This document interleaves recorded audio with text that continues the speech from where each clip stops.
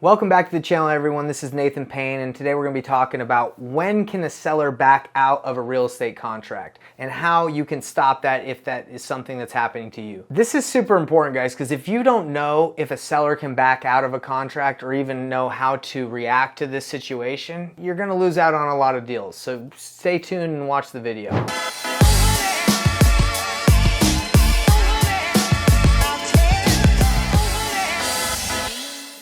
By the end of this video, you're gonna know, can a seller really back out of a real estate contract? Also, why would a seller wanna back out of a contract if they agreed to sell the house to you? Also, when can a seller back out? What can you do about it if a seller wants to back out of a contract that you have with them? All right, so the main topic, the main question of today's video is, can a seller back out of a real estate contract? And unfortunately, yes, they can. Someone can sign any document ever and back out by falling off the face of the earth. If I sign an agreement with you to, go wash your car for the rest of the year, and then you never see me again, what are you going to do about it, right? And that's a weird example, but I'm just saying, if you sign an agreement with someone, really the only thing that can help you to enforce that is more paperwork or suing someone, but you can't make someone do something even if they put their signature on something. I mean, they could die, so what are you gonna, I'm not trying to be grim or anything, but if someone passes away and they sign to sell their house, I mean, there's not much you can do about it, right? So if a seller tries to back out of a deal, yes, they can, but there are ways, as this has probably happened since the beginning of time, there are ways that you can stop this from happening or you can protect yourself, and that's what we're going to go over in today's video. So before we kind of dive into what you can do to stop this from happening, let's kind of talk about some reasons why a seller would want to back out of a contract. Let me talk to you about one of the situations I had when I was brand new and had no idea how to stop this from happening, and I just trusted people when they said they were going to do something. All right, I'll give you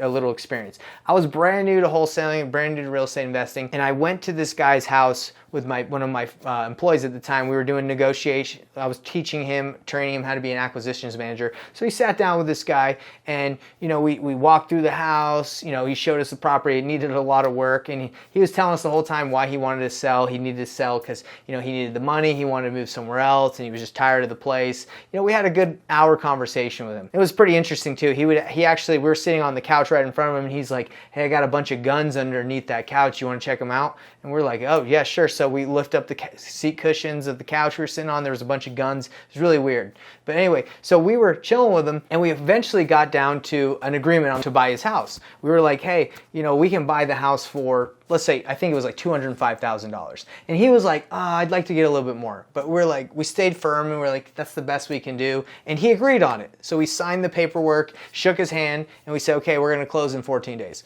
So as we're driving away, maybe like an hour later, he calls us and he's like, "Hey guys, I can't sell the property to you." And we're like, "Why? What happened?" He's like, "My girlfriend, she doesn't want me to sell the house."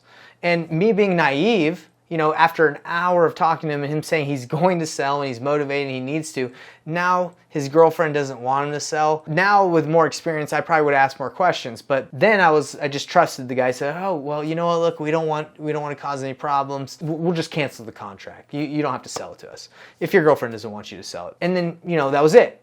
I didn't think about it anymore, just trusted what the guy said. So I'm on the market, I'm on the MLS just looking at deals like a month or two later. No, it must have been like 2 or 3 months, a little longer, right? So I'm looking at deals on the MLS, and I noticed that the house that we had made the offer on was for sale.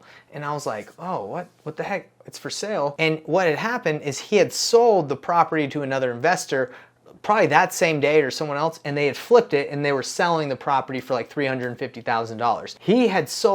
He told me he wasn't going to sell, and his girlfriend didn't want him to sell, and I said, "Okay, that's fine. We forgot about it." And he sold to someone else probably that same day for more, maybe a couple $1,000s more, who knows. But I trusted that what he said was true instead of verifying and doing what I know now and what I'm going to teach you guys. But that's basically how someone has been able to back out of a contract and without me verifying or diving deeper how it's impacted me, when that could have been a deal I had, or I could have at least negotiated with a little bit more by asking more questions. So that story is probably something that's happened to a ton of you, especially when you're newer. But what you need to do in order to stop that from happening is you just need to know that most of the time why people try to back out of contracts is not that that they don't want to sell because, I mean, originally they wanted to sell because they talked to you, and if something hasn't drastically changed, they probably still want to sell. It's usually because they have a better offer, or someone came in after you and said, hey, I can offer more money. I mean, it's happened many times to me where sellers try to back out just because someone's come in after and said they can pay more. And I'm now, through the experience and this sore feeling happening where I lost out on a deal just because I didn't probe and ask more questions, I'm prepared for that situation. So when someone calls me and says, you know, I don't want to sell, or I've decided to do this and keep it, I ask more questions. These are some of the questions that you're going to need to ask. But before I get into them, let me tell you about something I want to give you. What I want to give you guys is the Painless Wholesaling Mind Map, and it's in the link below, and let me tell you why you need it. If you are working with sellers, and if this has ever happened to you when a seller's tried to back out of a deal, you need my mind map, because I give away the process and the system of exactly how to file an affidavit of memorandum or notice of interest, which we're going to get into in the video on how to protect your deal if a seller tries to back out. So check out my mind map. Not only does it have paperwork on that, but it's got every contract, everything you need, and the step-by-step process of how to do deals. Check it out. It's literally absolutely free. Let's talk about if a seller tries to back out of a deal. You guys heard about my situation. This is how I would have handled this situation if it happened again. I signed the contract. I'm driving away. An hour later, he calls and he says, hey, Nate, I don't want to sell the house anymore. My girlfriend doesn't want me to sell it. This is how I would have reacted. And this is what I recommend you do if this happens. They say, oh, you know, wow, what happened? I thought you needed to move. I thought you had to go somewhere. Does your girlfriend, does she not care what you need to do, or if you didn't have the money to do it? I would ask a little bit more questions about that. And if he's like, oh no, I decided to come, I came up with the money, I need to stay. I'd say, hey, look, I totally get it. You don't need to move. I can't make you move. That's no problem. But you signed an agreement for us to buy the house. Your girlfriend doesn't own the house. What I can do for you is because you signed the agreement, I can put a notice of interest on the house just to protect my interest to buy it. If you don't want to sell right now, that's completely fine. But when you do sell it, I'm going to be there so I can buy it, just so we can work together, because that's what we agreed on. You signed, I signed, I'd love to work with you. And if he starts getting squirmy and fishy and be like, well, just like, hey, it must be something else. Is it the price? Did someone offer you a little bit more money? Because, like I said, we agreed on to buy this house, and if you don't want to sell it to me right now, that's fine, but you did sign, so, either now or later, it doesn't matter to me, because we agreed to buy your house, and that's what we agreed on. So that is how you handle the situation. You tell them, hey, that's fine, we're ready to buy it, but if you don't want to sell it to me now, I'm gonna buy it eventually because we have this agreement in place, and it's legally binding, and if you don't want to sell it now, it's fine. And if they act a little squirmy or fishy about it, you could say, oh, it must be something with the price. Are you talking to someone else? And if you are, it's okay. I know I'm not the only one that's talked to you. What's going on? And let's negotiate. Let's figure this out.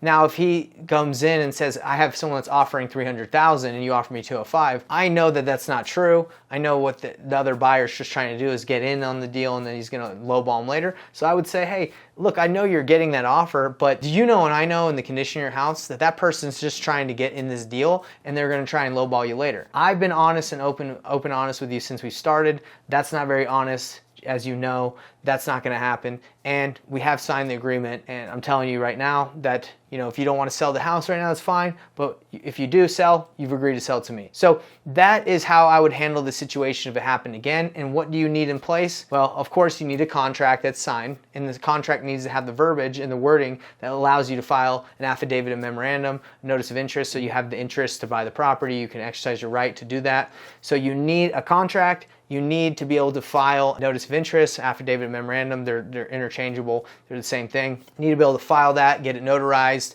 and file it with the county wherever you're at. You need that, and you need to be able to have that negotiation conversation with them and just talk to them open and honestly. Be like, hey, look, we talked for a long time. What's really changed in the last hour? What's changed in the last week? I know you still need to sell, and if you don't, if something by some miracle you're able to come up with all that money and you don't need to sell, then I'll be ready for you when you do. So that's the conversation that I would have with people, and how you have to analyze and determine what's going on. Don't be like me when I first started, where you just say, oh, okay, I trust exactly what you said, even though everything we just talked about for the last couple hours is the exact opposite. Call it out. If someone smells fishy, Probably is. Just talk to the people, be open, transparent, and just attack it if it sounds weird. I want to invite you to join my Painless Wholesaling Club, where if you want to learn how to get into real estate investing for a very, very affordable price, check it out. I work with you on weekly coaching calls. I provide you leads, and I help you work through situations just like this so you can overcome them and you don't mess around and lose out on deals like I did in the beginning because I didn't have someone in my corner.